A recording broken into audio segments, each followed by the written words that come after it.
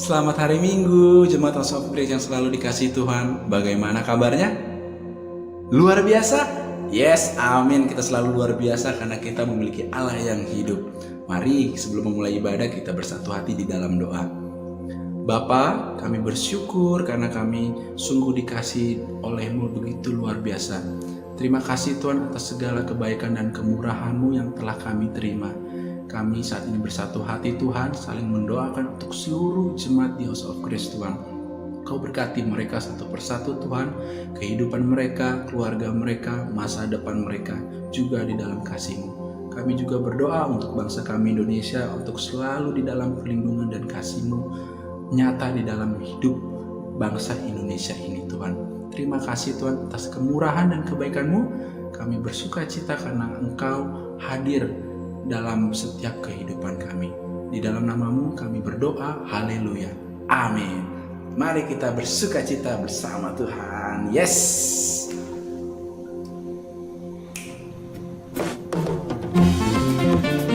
Woo. Come on. Kau telah ubahkan ratapanku kini menjadi tarian. Ku kan bersuka nyanyikan kidung pujian. Yeay. Kau telah ubahkan ratapanku kini menjadi tarian. Ku kan bersuka nyanyikan kidung pujian. Amin. Di dalam kesesakan Kau beri kelegaan. Di dalam kesedihan Kau beri penghiburan. Kasih-Mu telah melenyapkan segala kegelapan. Fajar pagi pun merekah, membawa damai dan sukacita. Kau telah ubahkan ratapanku kini menjadi tarian. Ku kan bersuka nyanyikan kidung pujian. Amin. Kau telah ubahkan ratapanku kini menjadi tarian. Ku kan bersuka nyanyikan kidung pujian.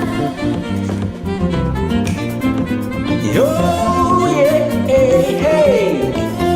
Di dalam kesesakan Kau beri kelegaan. Kau beri kelegaan. Amin. Di dalam kesedihan Kau beri penghiburan. Kau beri penghiburan. Amin. Kasih-Mu telah melenyapkan segala kegelapan. Fajar pagi pun merekah, membawa damai dan sukacita. Kau telah ubahkan ratapanku kini menjadi tarian. Ku kan bersuka nyanyikan kidung pujian. Amarah-Mu hanya sekejap saja, namun kemurahan-Mu dalam hidupku sepanjang masa. He's turned my morning into dancing again. He's lifted my sorrows. I can't stay silent. I must sing, for His joy has come. Ho ho! He's turned my morning into dancing again. He's lifted my sorrows.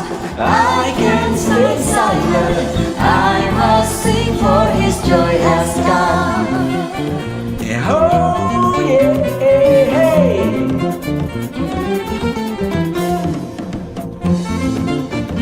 Hallelujah.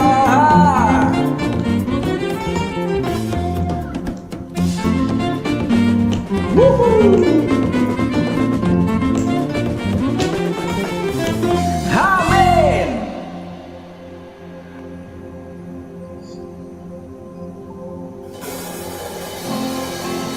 Thank you, Lord. Thank you, Jesus, for everything. Engkau segalanya bagi setiap kami, Tuhan. Engkau indah, Engkau mulia bagi kami, Tuhan. Jesus, beautiful Savior, God of majesty, risen King, Lamb of God, holy and righteous, blessed Redeemer, bright morning star. All the heavens shout your praise. All creations bows to worship you. How wonderful, how beautiful, name above every name, exalted high. How wonderful, how beautiful, Jesus, your name above every name, Jesus. Oh, say Jesus, Jesus, beautiful Savior, God of all majesty, risen King. All the heavens shout your praise. All creation bows to worship you. How wonderful, how beautiful, name above every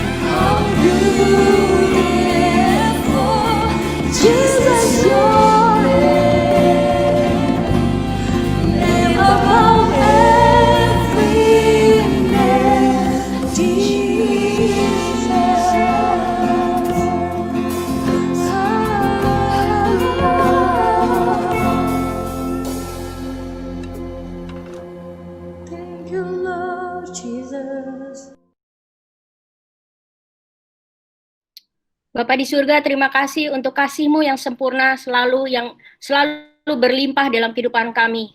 Engkaulah yang membawa kami ke tanah perjanjian. Engkaulah yang membawa kami ke ruang Maha Kudus. Engkaulah yang memberikan kami anggur baru dan sukacita baru selalu dalam kehidupan kami. Sehingga kami hari demi hari hanya bisa menikmati kebaikan-Mu, melihat dan merasakan begitu baiknya Engkau, begitu mengasihinya Engkau. Dan kami hanya ingin untuk makin hari makin selalu memiliki hubungan pribadi denganmu, keintiman bersamamu. Terima kasih Tuhan Yesus, Engkaulah yang berbicara untuk setiap anak-anakmu yang Kau kasihi. Engkaulah yang mewahyukan segala firman-Mu kepada mereka. Terima kasih Tuhan, segala pujian dan hormat hanya untuk-Mu. Di dalam nama Yesus kami berdoa dan mengucap syukur. Amin. Selamat pagi semuanya. Hari ini temanya adalah anggur baru dan sukacita baru. Jadi cerita mengenai anggur baru ini banyak disebutkan di beberapa tempat di Alkitab. Dan saya akan menguraikannya seperti perjalanan hidup seorang Kristen. Jadi perjalanan hidup kita, itu bagaimana? Yang pertama adalah anggur baru dan kegagalan manusia. Ya.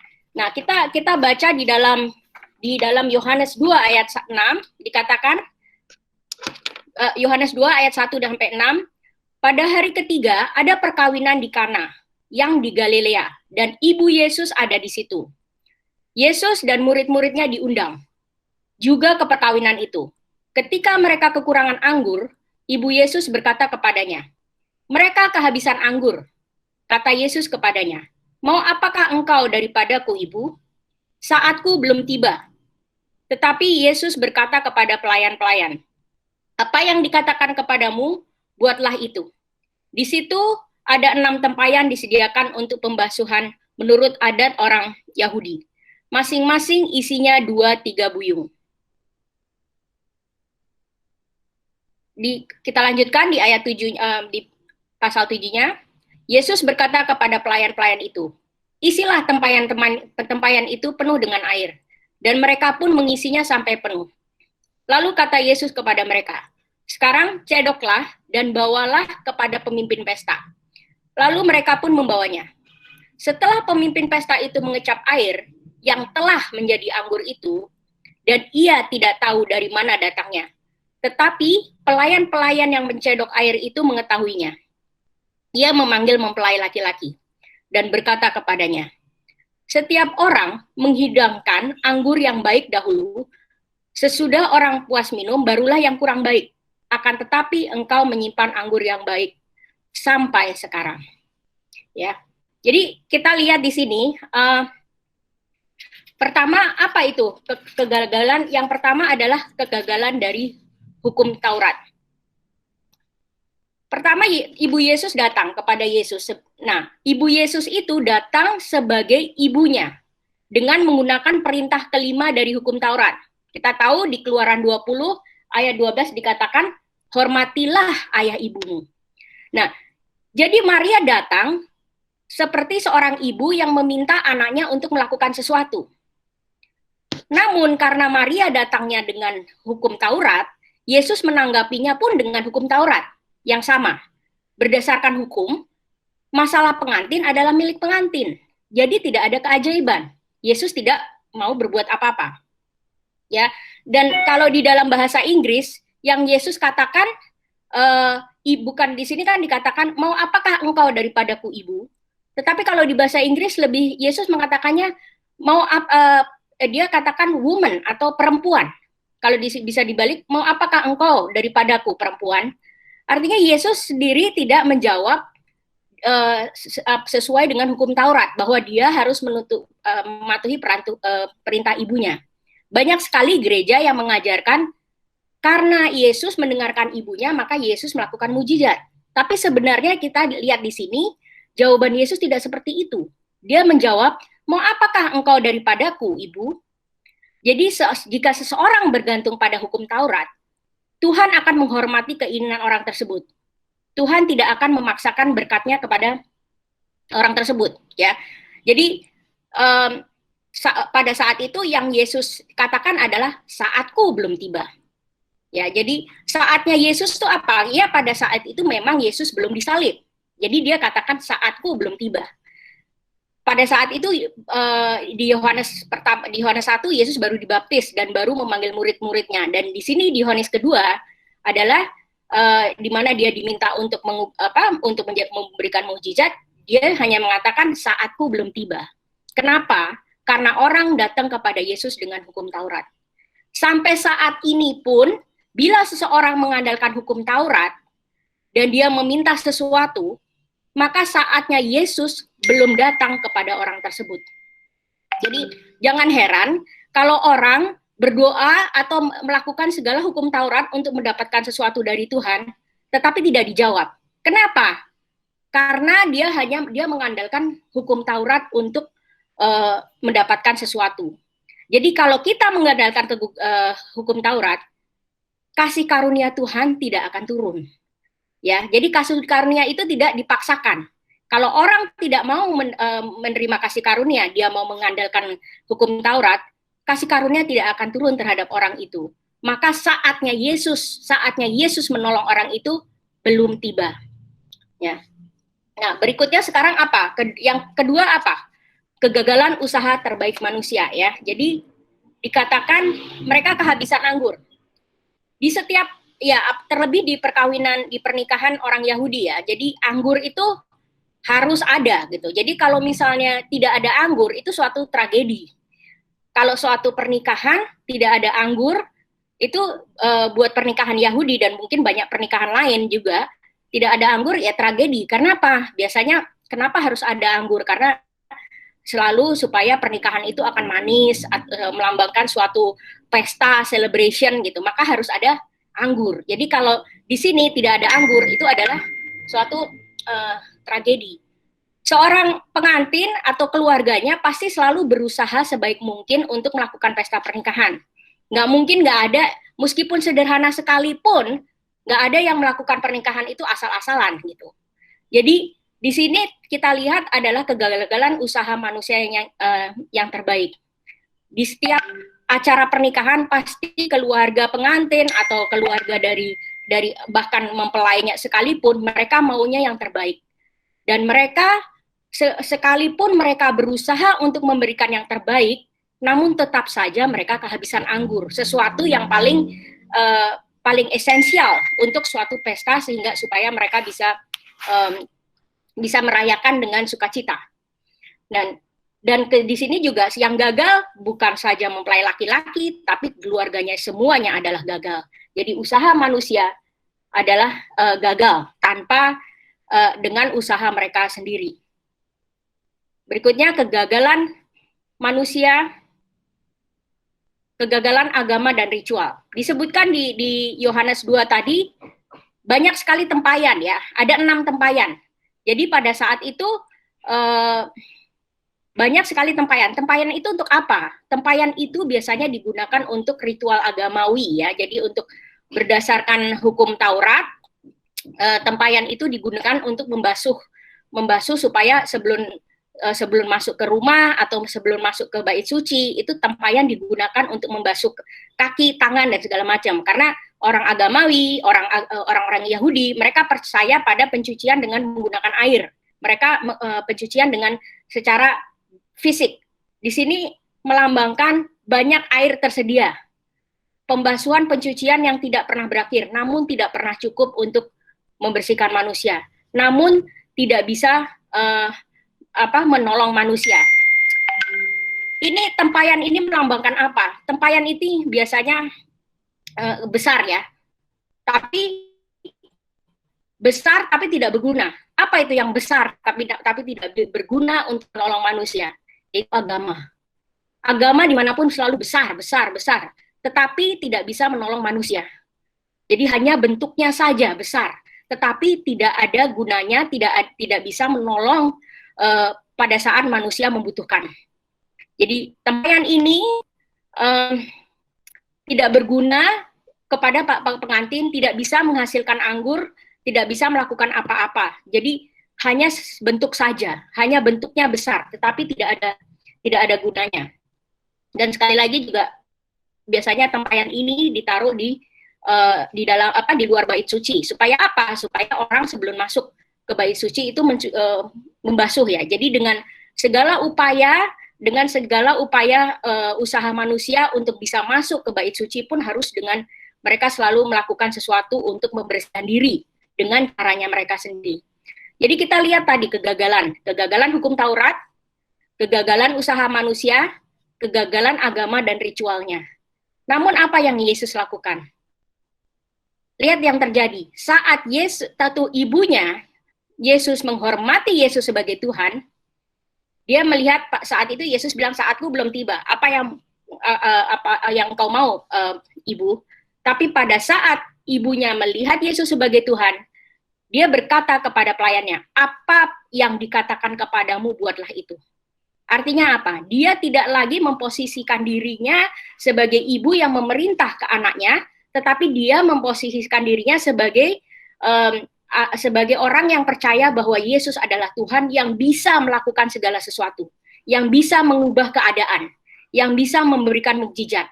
Maka yang dia katakan kepada pelayan, apa yang dikatakan kepadamu, buatlah itu. Jadi Maria langsung berubah. Oh, dia melihat Yesus, bukan lagi dia melihat Yesus sebagai anaknya, tetapi dia melihat Yesus sebagai Tuhan. Pada saat kita melihat Yesus sebagai Tuhan, pada saat itulah saatnya Yesus telah tiba. Begitu pula dalam kehidupan kita. Pada saat kita bergantung kepada kasih-Nya, pada saat kita melihat Yesus sebagai Tuhan, maka saat itulah pertolongan Yesus tiba. Dengan bergantung pada Yesus, apa yang terjadi? Anggur tersedia. Yesus memberikan mukjizat mengubah air menjadi anggur. Sekarang ibunya melihat Yesus sebagai Tuhan yang mengasihi pasangan itu. Karena Yesus mau menyelamatkan pasangan pengantin itu dari tragedi pernikahan yang rusak ya, yang hancur karena tanpa anggur. Tadinya Yesus mengatakan, saatku belum tiba, maunya apa engkau? Tapi sekarang ibu Yesus melihat begitu Yesus sungguh mengasihi pasangan pengantin tersebut. Di mana Yesus ditempatkan sebagai Tuhan, di mana Yesus ditempatkan yang lebih tinggi, disitulah mukjizat terjadi. Kalau kita melihat Yesus mengandalkan kekuatan kita sendiri, mengandalkan hukum Taurat, mengandalkan agamawi atau dan ritualnya, pasti gagal, pasti berantakan. Tetapi di mana Yesus ditempatkan sebagai Tuhan, tidak ada yang mustahil. Dia yang mengubahkan air menjadi anggur, dia yang menyelamatkan perkawinan dari tragedi kehancuran, dari tragedi yang memalukan ya. Kalau misalnya nggak ada anggur, pasti malu ya pernikahannya itu, bukan saja keluarganya, tetapi pengantinnya pasti malu. Jadi mereka melihat bagaimana ada anggur yang terbaik. Ya, jadi kita lihat berikutnya. Anggur baru dan sukacita baru. Yesus tidak hanya memberikan anggur, mengubah air menjadi anggur, tetapi yang Yesus lakukan memberikan anggur yang terbaik. Ya. Dan di ayat Yohanes 2 ayat 10, dan berkata kepadanya, setiap orang menghidangkan anggur yang baik dahulu, dan sesudah orang puas minum barulah yang kurang baik. Tetapi engkau menyimpan anggur yang baik sampai sekarang. Jadi mukjizat terjadi, Yesus memberikan anggur yang baik, anggur yang tinggi. Seperti apa yang kita rasakan, Tuhan di dalam hidup kita, dan kita menerima kasih-Nya, Dialah yang akan mengubah situasi dari kegagalan menjadi keberhasilan. Dialah yang mengubah segala kegagalan menjadi anggur baru, menjadi sukacita baru. Berikutnya, jadi waktunya Yesus tiba pada saat agama, hukum Taurat, usaha terbaik manusia gagal menyelamatkan manusia. Yesuslah yang mengubah kegagalan menjadi keberhasilan. Seperti halnya tadi mempelai laki-laki, Yesus adalah mempelai laki-laki. Ya, dikatakan di Alkitab, dia adalah mempelai laki-laki, kita adalah gerejanya. Jadi, dan dia sebagai mempelai laki-laki selalu memberikan anggur yang terbaik kepada mempelainya, yang bergantung pada kasih-Nya, yang bergantung pada dia. Tetapi kalau kita gereja tidak mau bergantung kepada dia, kita tidak bisa merasakan kasih-Nya. Kita tidak bisa mendapatkan anggur baru dan sukacita baru. Jadi Sekarang perjalanan yang kedua ya, perjalanan hidup manusia. Tadi kegagalan manusia, kehidupan kita dimulai dari suatu kegagalan manusia, dan Yesus menyelamatkan kegagalan manusia. Dan setelah kita menerima Tuhan sebagai juru selamat dan Tuhan atas hidup kita, kita masuk ke dalam era anggur baru dan kantong anggur baru. Apa itu? Maksudnya dari anggur baru dan kantong anggur baru. Kita baca di Matius 9 ayat 16. Tidak seorang pun menambalkan secarik kain yang belum susut pada baju yang tua. Karena jika demikian, kain penambal itu akan mencabik baju itu. Lalu makin besarlah koyaknya. Begitu pula anggur yang baru tidak diisikan ke dalam kantong kulit yang tua. Karena jika demikian, kantong itu akan koyak sehingga anggur itu terbuang dan kantong itu pun hancur. Tetapi anggur yang baru disimpan orang dalam kantong yang baru pula. Dengan demikian, terpeliharalah keduanya. Ya, jadi kita tuh anggur baru, atau kantong baru. Kalau kita ingat khotbah minggu lalu, Pastor Hongki berbicara mengenai korban bakaran, korban sajian. Ya, korban bakaran itu seperti kulit. Ya, jadi Yesus yang dibakar. Jadi kalau kantong baru, kantong anggur itu wineskin, ya, artinya kulit anggur baru. Jadi kita ini ditutupin oleh kulit. Kulit itu penutup tubuh kita. Bila manusia tidak ada kulit pasti mengerikan ya. Jadi kita selalu ditutupin. Pada saat awal penciptaan pun Adam dan Hawa sebelum kejatuhan juga ditutupin. Ya, ditutupin oleh apa? Dari kemuliaan Tuhan. Makanya mereka tidak melihat mereka itu telanjang. Tetapi setelah mereka jatuh, mereka makan pohon pengetahuan baik dan jahat, mereka melihat matanya terbuka, mereka melihat mereka telanjang. Dan mereka berusaha menutupinya. Tetapi menutupinya bukan sesuai dengan rencana Tuhan, tapi mereka menutupinya dengan agama. Yang selalu kita di sini diajarkan bahwa agama itu menutupi dengan usaha kita sendiri. Dengan apa? Yaitu mereka membuat dengan daun pohon ara. Ya, jadi itu dengan usahanya. Jadi kita tuh harus selalu ditutupin. Ya, dan kulit seperti kita tubuh, kulit ditutupin, kulit menutup tubuh kita. Begitu pula kita berpakaian ditutupi dengan kebenaran Kristus. Yaitu kapan? Yaitu pada saat Yesus menjadi korban bakaran bagi kehidupan kita. Jadi Yesuslah yang menjadi korban bakaran bagi kita, sehingga kita berada di dalam perlindungan kulit Kristus. Ya. Dia yang memberikan kulitnya kepada kita, sehingga yang kudus, sehingga kita bisa masuk ke ruang maha kudus, sehingga kita dilihat Bapa, kita kudus. Itulah yang Yesus tutupi, yaitu kita dibenarkan dengan kebenarannya, dengan pengorbanannya, sehingga kita dibenarkan. Makanya kulit kita, bagi orang yang setelah percaya, kita ditutup dengan jubah kebenaran Kristus. Dia yang menjadi korban bakaran bagi kita. Jadi kantung anggur itu melambangkan apa?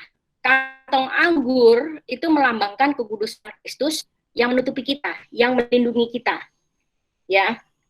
Jadi kita tidak lagi terlanjang, kita tidak lagi seperti Adam dan Hawa menutupi dengan agamawi, yaitu menutupi agamawi itu apa? Menutupi dengan daun pohon ara. Ya, jadi kita sekarang ditutupi dengan kekudusan Kristus, Yesus yang mati, yang menjadi korban bakaran. Pada saat kita percaya, kita menerima kantung anggur baru. Jadi kantung anggur baru sekali lagi adalah korban bakaran, adalah kekudusan Kristus yang menutupi kita. Dan apa itu? Jadi kalau dilihat kantong kulit anggur baru itu kekudusan berasal dari Dia. Ya. Anggur baru hanya dituangkan ke dalam anggur baru. Kita percaya, setelah kita percaya, kita mendapatkan kantong kulit anggur yang baru. Jadi kekudusan, covering, yang penutup itu berasal dari Dia, kekudusannya Dia. Nah, setelah kantongnya baru, apa yang kemudian Yesus berikan? Anggur baru. Ya, anggur baru itu apa? Anggur baru itu berkat-berkat dari kerajaannya dalam kehidupan kita. Yang diberikan kepada orang yang mengasihinya. Kalau Pastor Hongki minggu lalu bilang mengkhotbahkan tentang korban bakaran dan korban sajian. Jadi kalau korban bakaran itu adalah kantong kulit anggur baru, kalau korban sajian adalah anggur baru. Jadi tanpa kita tidak bisa menerima anggur baru tanpa kita memiliki kantong kulit anggur baru. Karena kalau dikatakan di Alkitab, kalau misalnya kantong kulitnya baru tetapi anggurnya lama, pasti akan rusak. Begitu pula kebalikannya, kalau anggurnya baru tapi kantong kulitnya lama, begitu pula juga akan rusak, tidak ada gunanya. Jadi mubazir ya. Jadi kalau di sini kita lihat kantong kulit anggur baru adalah kekudusan kita, covering, penutup dari Dia, dan anggur baru adalah berkat-berkat dari kerajaannya dalam hidup kita. Sekarang kalau kantong kulit anggur lama itu apa? Kantong kulit anggur lama adalah kedagingan kita, adalah self kita, usaha kita, agamawi kita, daun ara, pohon ara yang menutupi kita. Dan berarti anggur lama itu apa? Anggur lama adalah agama. Anggur lama adalah agamawi. Jadi kalau kantong kulit tua manusia adalah kedagingannya, kantong kulit baru manusia adalah Kristus. Anggur baru adalah segala berkat-berkatnya, anggur lama adalah agamawi, ajarannya. Jadi dikatakan di sini, begitu pula anggur yang baik tidak bisa diisikan ke dalam kantong kulit yang tua. Karena jika demikian, kantong akan koyak sehingga anggur itu terbuang dan kantong pun akan hancur. Itu pun hancur. Tetapi anggur yang baru disimpan orang dalam kantong yang baru pula. Dengan demikian terperliharalah keduanya. Jadi tidak bisa dicampurkan, ya. Kalau berkat-berkat kerajaan suku surga tidak bisa diberikan kepada orang yang masih penuh dengan ego, penuh dengan agamawi, yang penuh dengan kedagingannya, yang penuh dengan self-nya, ya, pasti akan rusak. Begitu pula kekudusan Kristus tidak bisa dicampur dengan ajaran agamawi, pasti juga akan rusak. Makanya harus anggur baru hanya bisa dituangkan ke dalam anggur kantong baru. Kalau tadi kita gagal, manusia, kita terima Tuhan Yesus, kasihnya, pada saat kita terima kasihnya, apa yang Yesus berikan? Dia berikan korban sajian, korban bakaran. Dia berikan kulitnya, dia berikan covering kita, dia berikan kantong kulit yang baru. Setelah kita menerima kantong kulit yang baru, apa yang dia berikan? Anggur baru. Ya, jadi anggur baru itu yang Tuhan berikan kepada kita. Jadi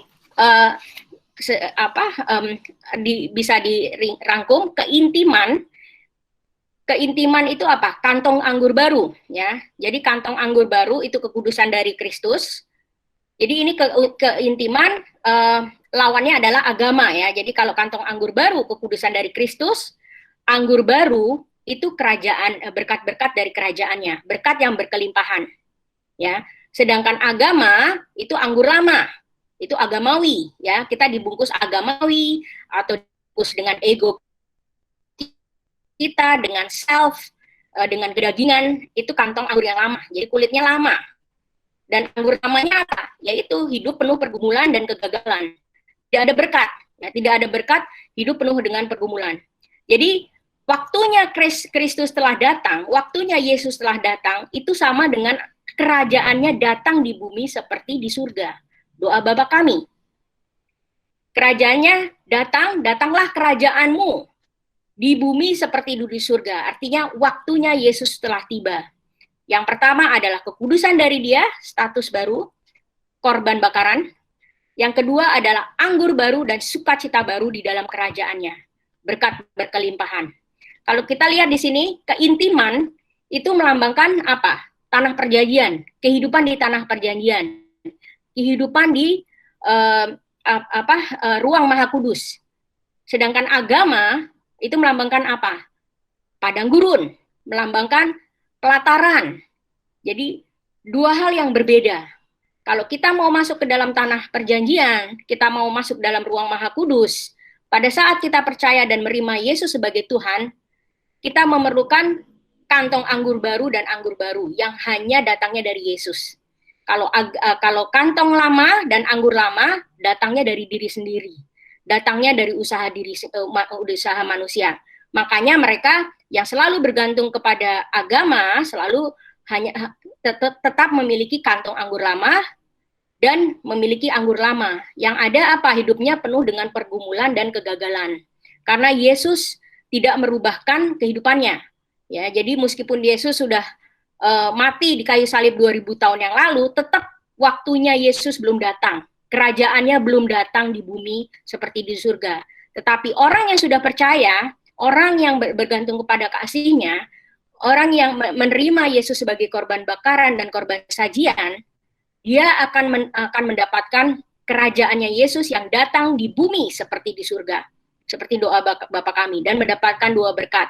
Kekudusan dari dia, dan kerajaan, dan kedua adalah berkatnya yang berkelimpahan, anggur baru dan sukacita baru.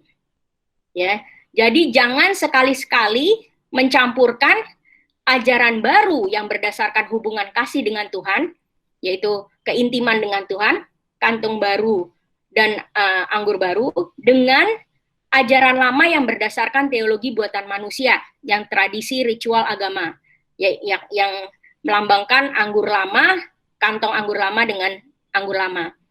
Yang ada kalau kita campurin pasti akan rusak. Tanah perjanjian tidak bisa dicampur dengan padang gurun.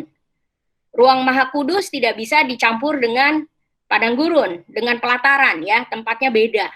Jadi kalau misalnya dicampur, tidak ada gunanya, tidak akan memberikan transformasi dalam kehidupan kita, tidak ada hasilnya. Ya, jadi jangan sekali-sekali mencampurkan ajaran agamawi dengan kehidupan yang bergantung kepada kasih Tuhan.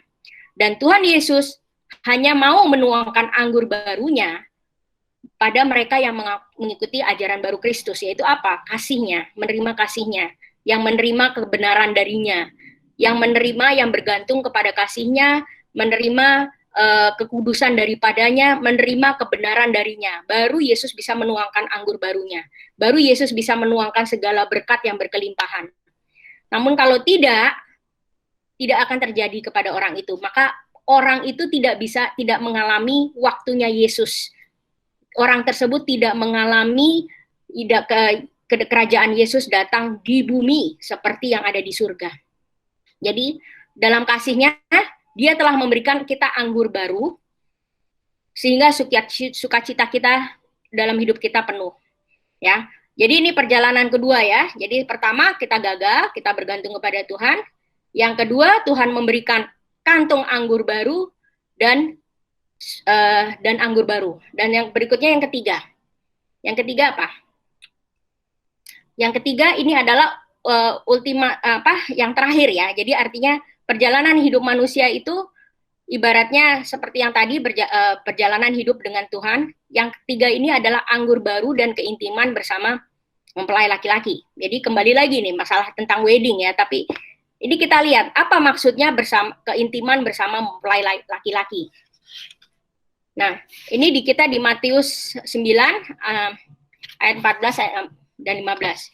Kemudian datanglah murid-murid Yesus kepada Kemudian datanglah murid-murid Yohanes kepada Yesus dan berkata, "Mengapa kami dan orang Farisi berpuasa, tetapi murid-muridmu tidak?"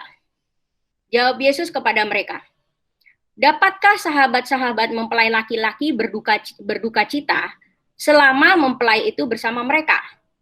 Tetapi waktunya akan datang, mempelai itu diambil dari mereka dan pada waktu itulah mereka akan berpuasa." Jadi kita lihat sebelumnya. Jadi kita lihat di sini mengapa Yesus mengatakan sebelumnya gini. Kenapa kok murid-murid Yohanes itu iri, ya? Jadi sepertinya murid-murid Yohanes ini iri. Kenapa kami dan orang Farisi berpuasa tetapi murid-muridmu tidak? Jadi si murid-muridnya Yohanes itu melihat murid-muridnya Yesus ini, kok mereka senang-senang aja, ya? bersukacita, minum anggur. Tapi sementara mereka berpuasa, ya. Nah, dan kedua, kenapa Yesus mengatakan, dapatkah sahabat-sahabat mempelai laki-laki berduka cita selama mempelai itu bersama mereka? Apa hubungannya puasa dengan berduka cita? Ya, terus kenapa kok Yesus menyebut dirinya sebagai mempelai laki-laki? Ya, jadi kenapa Yesus menyebut murid-muridnya adalah mempelai laki-laki? Ya, dan kita tahu di Yohanes 3, jadi ayat ini nih sebenarnya disebutkan di semua Injil. Tidak hanya di Matius, tapi ada di Markus, juga di Lukas. Namun di Yohanes 3, Yohanes Pembaptislah yang pertama kali mengatakan Yesus itu adalah mempelai laki-laki. Ya, jadi pada saat itu murid-muridnya Yohanes tanya kepada Yohanes Pembaptis, itu Yesus membaptis itu banyak orang yang datang membaptis, tapi Yohanes langsung bilang apa? Saya bukan Mesias, gitu. Tapi yang dia katakan, yang memiliki mempelai adalah mempelai laki-laki, dan dia sebagai sahabat mempelai laki-laki, dia sudah senang mendengar suara dari mempelai laki-laki. Jadi Yohanes Pembaptis sendiri pun sudah menyebutkan bahwa Yesus itu adalah mempelai laki-laki. Makanya kenapa Yesus mengatakan kepada murid-murid Yohanes, dapatkah sahabat-sahabat mempelai laki-laki berduka cita selama mempelai itu bersama mereka? Ya. Jadi muridnya Yohanes, muridnya Yohanes sudah tahu yang dimaksud dengan Yesus mempelai laki-laki itu adalah dirinya sendiri. Oke. Jadi Yesus itu, kenapa Yesus menyebutkan dia adalah sahabat mempelai? Dia adalah mempelai laki-laki itu. Dan yang kedua, tadi dikatakan bahwa apa hubungan berduka cita dengan berpuasa? Kita lanjut. Berpuasa itu apa? Berpuasa itu biasanya untuk orang berduka cita, dan itu merupakan ajaran agamawi, ya. Jadi kita harus berpuasa, dan makanya kenapa murid-muridnya Yohanes Pembaptis dan orang-orang Farisi itu sukanya berpuasa, karena itu adalah ajaran orang agamawi, bukan bukan dari ajaran Yesus, dan itu untuk berduka cita. Karena apa? Puasa itu dilakukan pada saat duka cita, kesedihan. Jadi jika seorang itu puasa, dia tidak bisa mendapatkan anggur baru. Gak mungkin kan kalau misalnya orang puasa dia minum anggur, berarti dia tidak bisa tidak puasa. Karena kalau puasa kita tidak boleh bersukacita, dan sementara anggur itu selalu melambangkan apa? Melambangkan suatu celebration, perayaan. Jadi nggak mungkin minum anggur disamakan dengan pada saat berpuasa, karena berpuasa itu biasanya harus untuk keadaan berduka cita. Dan di sini dikatakan, makanya Yesus mengatakan dia tidak bisa murid-muridnya tidak berpuasa pada saat bersama dia, dan dia adalah mempelai laki-laki, ya. Jadi biasanya kalau di suatu pesta perkawinan, mempelai laki-laki itu bersuka cita, pasti dia juga mau teman-temannya, sahabatnya juga ikut bersuka cita dong, gitu. Nggak mungkin kalau di dalam suatu perkawinan si mempelai lakinya bersuka cita, tetapi teman-temannya disuruh puasa, tidak mungkin. Gitu. Jadi pastinya teman-teman, sahabat-sahabat dari mempelai laki pun ikut berpesta, ikut bersuka cita untuk merayakan pernikahan tersebut. Ya, jadi berpuasa adalah untuk berduka cita, dan berpuasa adalah ajaran agamawi. Agama selalu mengkorbankan untuk berpuasa. Kenapa? Karena itu menyangkal diri dengan usaha diri sendiri. Ini selalu kalau si Pastor Hongki mengatakan, bagaimana sih menyangkal diri dengan usaha sendiri? Yang menang siapa? Yang menang ya diri sendiri, gitu. Karena bagaimana kita menyangkal dengan usaha kita diri sendiri, pasti nggak bisa. Jadi segala sesuatu yang kita lakukan dengan usaha sendiri itu pasti gagal, ya. Jadi sedangkan agama selalu mengajarkan kita harus berpuasa, kita harus ini. Jadi kalau mereka tidak heran kalau selalu bilang, bila kita ingin mendapatkan sesuatu dari Tuhan, kita harus berpuasa dengan kuat, ya. Tapi sebenarnya pada saat orang itu berpuasa dengan kuat, artinya dia mengandalkan hukum Taurat, dia mengandalkan usaha diri, maka dia tidak akan bisa mendapatkan apa-apa dari Yesus. Apa yang Yesus khotbahkan adalah anggur baru dan sukacita baru. Sekarang pertanyaannya, apakah murid-muridnya Yesus pernah berpuasa tidak? Ya, kapan? Ya pada saat Yesus pada saat Yesus disalib. Makanya Yesus katakan, tetapi waktunya akan datang mempelai itu diambil dari mereka, dan pada waktu itulah mereka akan berpuasa. Pastinya pada saat Yesus disalib semuanya berduka. Pastinya mereka tidak ingin makan, mereka kehilangan nafsu makan, mereka tidak mau makan. Dan di Alkitab disebutkan apa yang Yesus lakukan pada saat dia telah bangkit. Kalau ada di Yohanes dan di Lukas disebutkan yang Yesus pertama kali lakukan pada saat dia bertemu dengan murid-muridnya, dia memberikan apa? Dia membuatkan breakfast, makan. Ya, jadi dia yang memberikan breakfast, ya, kebetulan breakfast buka puasa, ya. Jadi mereka tidak lagi berduka, tetapi mereka kembali lagi bersukacita karena mereka melihat Yesus yang datang, dan Yesuslah yang memberikan breakfast kepada mereka. Jadi mempelai laki-laki bersama-sama lagi dengan sahabat-sahabatnya. Dan kemudian yang berikutnya, ya, keintiman. Jadi kalau misalnya duka cita itu selalu berlawan dengan sukacita.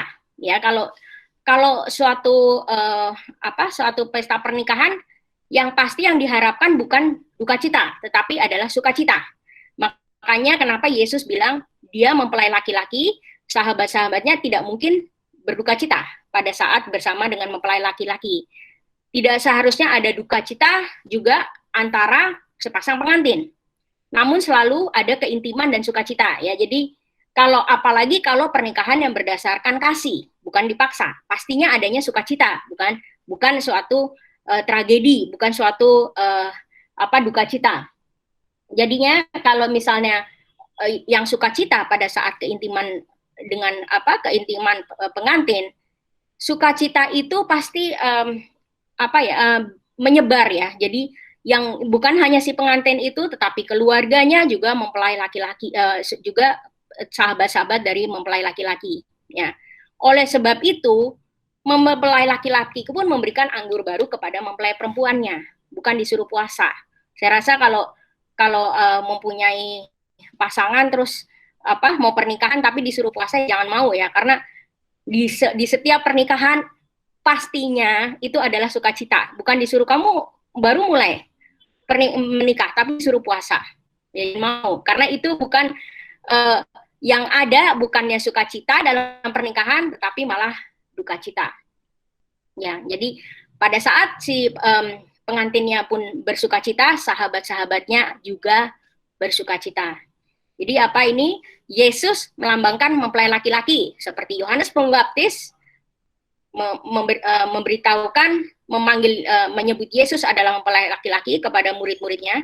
Maka Yesus adalah mempelai laki-laki yang memberikan anggur baru dan sukacita baru kepada mempelainya, gerejanya yang menerima kasihnya. Jadi kalau Yesus ini sebagai mempelai laki-laki, dia bukan saja memberikan kita keberhasilan, dia memberikan kantong baru, anggur baru, sukacita baru, ya.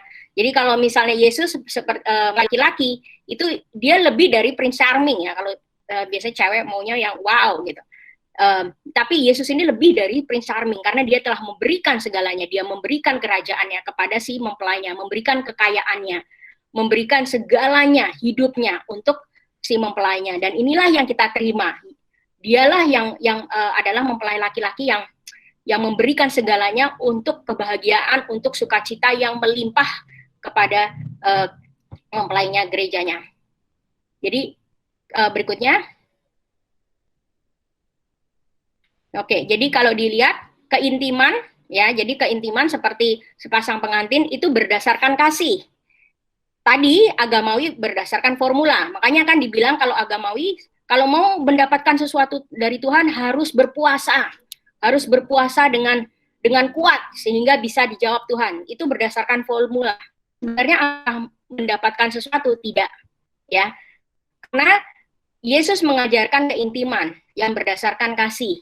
Makanya murid-murid Yesus tidak puasa. Sedangkan murid-murid Yohanes Pembaptis dan orang-orang Farisi itu berpuasa.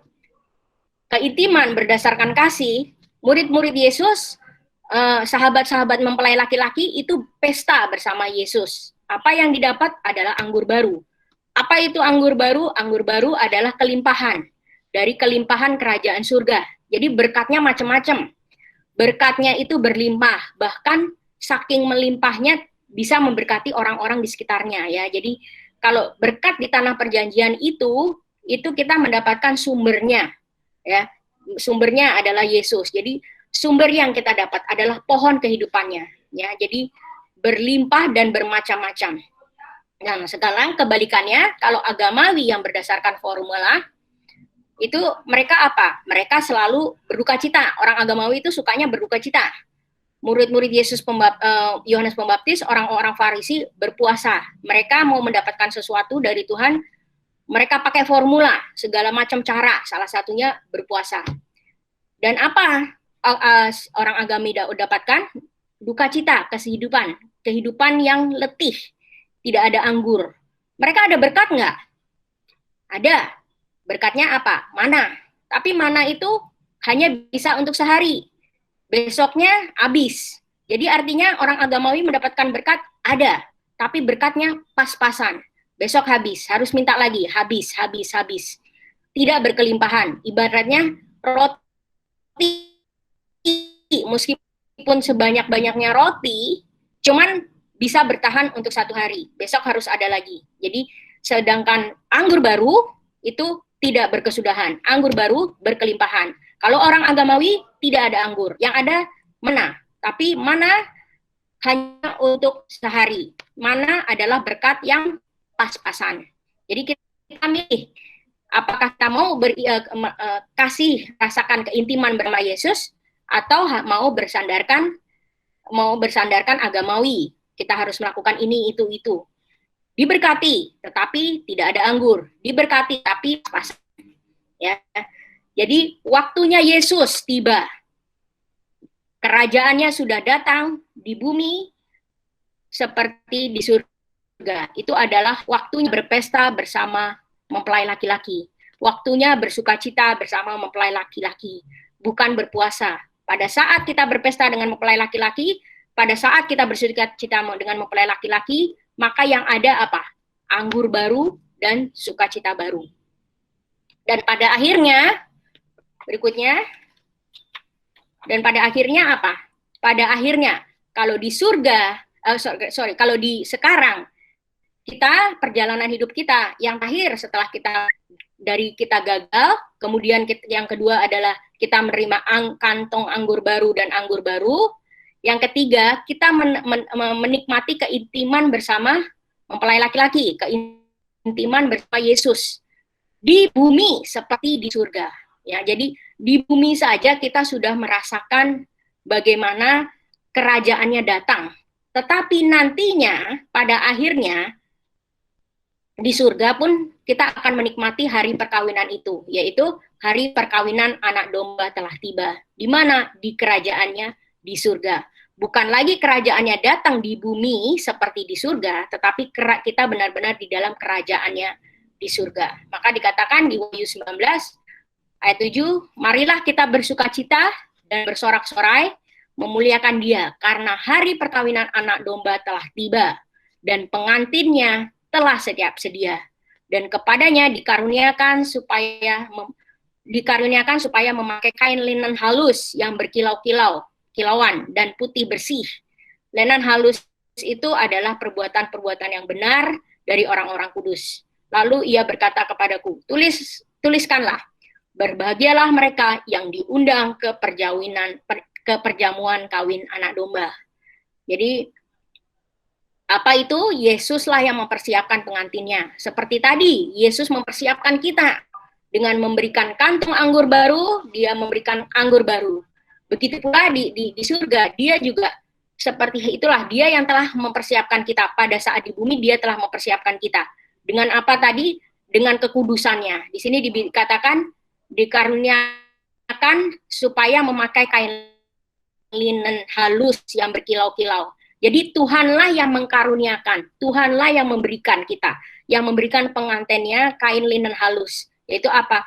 Yaitu kekudusan, yaitu kebenaran. Karena dialah yang memberikan kebenaran itu pada kita. Bukan hasil dari usaha kita untuk benar, tetapi dialah yang memberikan kekudusan itu, dialah yang memberikan kebansaan, dialah yang memberikan kantong anggur baru, dialah yang memberikan kulit baru kepada kita, kulit kekudusan kepada kita.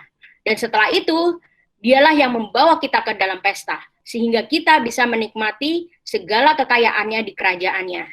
Dialah yang memberikan kita segala berkat yang berkelimpahan. Itulah yang dilakukan oleh seorang pengantin pria kepada pengantin wanita, mempelainya. Suatu covering, perlindungan, juga berkat yang melimpah. Berikutnya, sebagai penutup, karena kasihnya yang sempurna, Yesuslah yang mempersiapkan pengantinnya. Kita dikaruniakan kekudusan dan diberikan segala berkat di kerajaannya. Jadi di dalam pesta anak domba yang ada hanya anggur baru dan sukacita baru. Di dalam perkawinan anak domba tidak mungkin ada duka cita, tidak mungkin ada kesedihan, tetapi yang ada hanya sukacita dan anggur baru. Jadi kita lihat tadi dari awal saya jelaskan perjalanan hidup seorang Kristen. Pertama, kita melihat kita dengan usaha kita pasti gagal, maka kita membutuhkan Yesus. Pada saat Yesus menjadi Tuhan kita, pada saat kita menerima Yesus sebagai menerima kasihnya, disitulah waktu Yesus tiba dalam hidup kita. Dan selanjutnya, kita mendapatkan kantong anggur baru dan anggur baru. Kita mendapatkan kekudusan dan status yang baru, korban bakarannya. Juga kita mendapatkan berkat-berkat yang melimpah. Kita mendapatkan anggur baru itu. Segala berkat beraneka ragam, yakni yang apa Yesus lakukan, dia sebagai korban sajian bagi kita. Setelah kita mendapatkan itu, baru adalah suatu pesta pernikahan. Pernikahan dengan pengantin. Mempelai laki-laki, yaitu Yesus sendiri, di mana yang ada hanya intimasi. Jadi ujungnya perjalanan orang Kristen itu ujungnya yang akhirnya yang terpenting adalah keintiman bersama Tuhan, memiliki hubungan pribadi dengan Tuhan, bukan lagi agama. Pada saat kita memiliki hubungan pribadi dengan Tuhan, disitulah kita selalu hanya bisa menikmati sukacita yang penuh dengan hanya anggur baru dan sukacita baru. Mari kita tutup dalam doa. Bapa, terima kasih untuk kasih-Mu yang melimpah, kasih-Mu yang memberikan kami anggur baru, sukacita baru selalu di dalam kehidupan kami sehari-hari. Terima kasih Tuhan, Engkau telah membukakan mata kami sehingga kami tidak lagi bersandar kepada kekuatan diri kami, tidak bersandar kepada ego kami, tidak bersandar dengan agama, kedagingan kami, tetapi kami sekarang bersandar kepada kasih-Mu, dan kami melihat saat-Mu telah tiba di dalam kehidupan kami, dan kerajaan-Mu telah datang di dalam kehidupan kami, sehingga kami bisa menikmati segala kebaikan-Mu di bumi seperti di surga. Engkau memberikan status yang baru kepada kami, kekudusan yang baru kepada kami, dan Engkau yang merahkan anggur baru. Engkaulah yang memberikan kami segala berkat yang berkelimpahan, sehingga kami tidak berkurangan, bahkan kami bisa menjadi berkat bagi banyak orang. Dimanapun kami berada, Engkaulah yang memberikan kami berkat. Engkau yang menjadikan kami sumber berkat. Engkaulah yang dipermuliakan. Terima kasih Tuhan, dan pada akhirnya kami hanya ingin memiliki keintiman, hubungan pribadi dengan Engkau. Di mana ada hubungan pribadi dengan Engkau, maka sukacita selalu penuh. Kami menikmati sukacita yang penuh. Anggur baru-Mu yang meluap dan sukacita-Mu yang meluap di dalam kehidupan kami. Dan kami pun menjadi berkat di sekeliling kami. Dan biarlah sukacita itu juga meluap, menyebar pada orang-orang di sekitar kami. Terima kasih Bapak, terima kasih untuk kamu melimpahkan kami. Kami hanya bisa menerima dan bersyukur dan berterima kasih. Dan kami hanya bisa mengecap, merasakan, melihat begitu baiknya Engkau, begitu besarnya kasih-Mu dalam kehidupan kami. Terima kasih Tuhan Yesus, di dalam nama-Mu kami berdoa dan mengucap syukur. Amin. Oke, kita akan doa. Ada a few request ya. Vinta sebentar lagi akan lahirkan. Her birth baby is due on the 23rd of October, and we pray for her delivery and everything. Beberapa hari yang lalu ada yang celebrate their anniversaries, and today is Iksan's birthday and Abira's, our youth teens, birthday. So we're going to pray for the anniversaries and the birthdays. Yeah, let's pray. Dear Heavenly Father, we just bring Vinta and the baby and Bram into your hands, Lord. In a while's time, in 2 weeks' time, Lord, the due date of her baby is due, Lord, and they will go into delivery.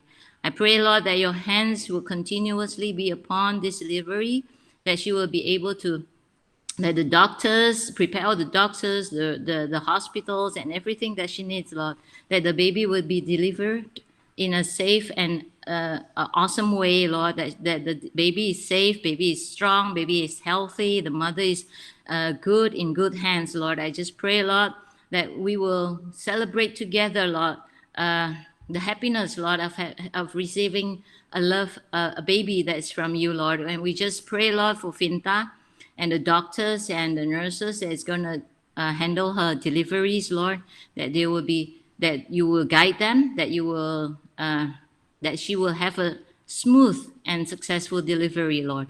We just thank you, Lord, for everything that you have done in the lives of Vinta and Bram, Lord, as they are expecting a new child, a new birth, Lord, a new baby, Lord, into their lives that you have blessed them with, Lord. We also pray, Lord, for Pak Tobing and Ibu Agung, also for Charity and Enda, who celebrated their anniversaries, Lord.